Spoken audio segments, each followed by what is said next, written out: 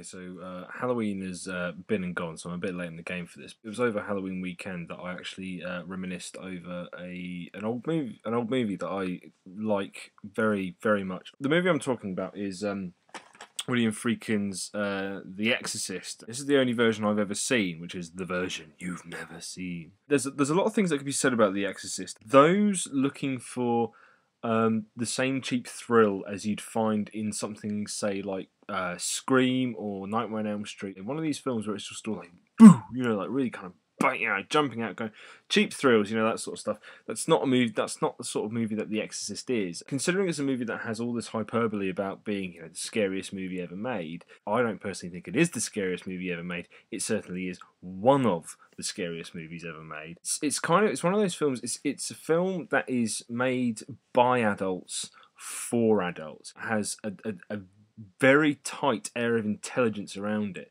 and it isn't a movie that's supposed to be about cheap thrills. It is, in fact, actually about a man who is effectively losing his faith. That's the character of Father Damien Karras. His mother's going slowly mad, and he's obviously deeply devoted to the care of his mother, and he feels like he's failed her. And in amongst all this, what's dropped on his lap is this effectively this possession of this young girl called Regan McNeil. In my Paranormal Activity review, I mentioned the difference between being a slow burner and being slow. The Exorcist personifies the very definition of slow burning. It's one of these films that starts off very slight. It's fairly ominous right at the beginning when you meet Father Merrin. Then we cut to Georgetown, and there's this famous actress. She's making a new movie. She's there with her plucky young daughter called Regan, and this lovely little girl with big smile and rosy cheeks. And then just stuff starts happening, fairly innocuous stuff, like in true kind of poltergeisty fashion. It scuttles across the ceiling, to which they obviously lay down mousetraps, and that doesn't set them off.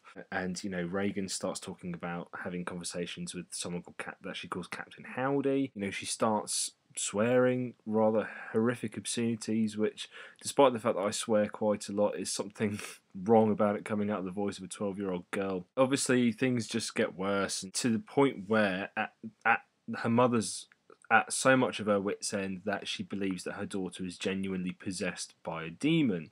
Those looking for the same cheap thrill that you would find in a movie like Scream, like A Nightmare on Elm Street, like even to an extent like Paranormal Activity, because although Paranormal Activity is a very frightening film, it's a film full of gotcha moments.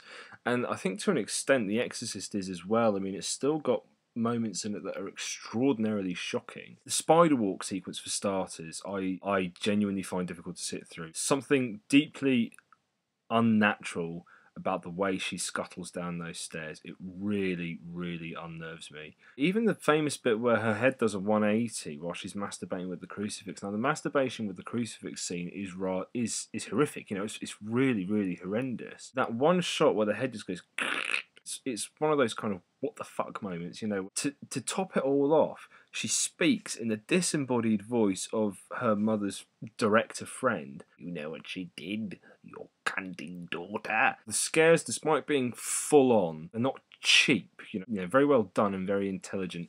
And the film is full on in terms of what it portrays on screen. The whole thing is that the film is supposed to be this exercise in extreme terror. For those that don't live in England, The Exorcist wasn't actually available to own in any shape or form until 1999, when it was re-released in the cinemas, fully uncut. Everyone expects a movie that's called the most terrifying movie ever made to be the most terrifying movie ever made. And obviously, anyone that doesn't get that transcendent level of fear is going to be disappointed. The thing is with The Exorcist, though, unlike The Shining, which is utterly terrifying beyond any measure of your own soul, The Exorcist does succeed in being one of the most frightening movies ever made, just because of it oozes atmosphere. The whole thing is just ominous.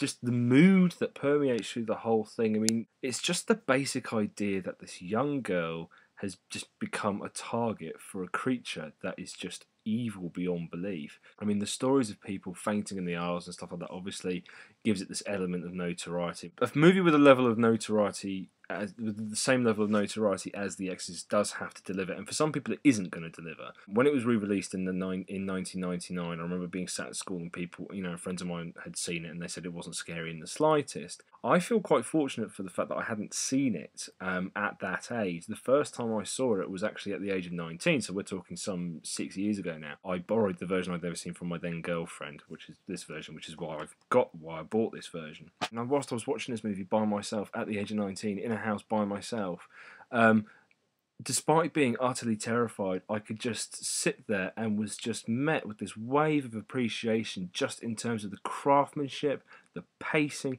everything about it was absolutely spot on. And the fact that it succeeded in scaring the shit out of me just made the experience all that more gratifying. Anyone who's watching this review and has seen The Exorcist and doesn't agree with what I'm saying will obviously kind of sit there and say, well, what the fuck is this douche talking about? It's like I say, whether it is the scariest movie ever made is entirely a matter of opinion. The Exorcist works primarily because it is, it is a story about a man losing his faith first and a horror movie second, and it works just because the story and the filmmaking is just that strong. But if you haven't seen it, I highly recommend it. Obviously, if you're not a fan of horror movies, then I would probably avoid it. That's probably the best port of call. The film itself is just a classic in every respect. Just to show how how much power it had, I was in a room with about 12 other people. It was put on as a movie in the background at Halloween party that's for this Saturday just gone. And literally within about the first 15 minutes, everyone had shut up and was just sat watching the film. Just completely riveted. It's 37 years old and it's still notorious to this day. And for most people, it delivers on that notoriety. The Exorcist is a classic film in the same sense as Citizen Kane is a classic film and The Godfather is a classic film. Anyway, that's the end of my retrospective of The Exorcist. I plan to do a few more retrospective looks at favourite films of mine and some guilty pleasures as well. Adios. Ciao.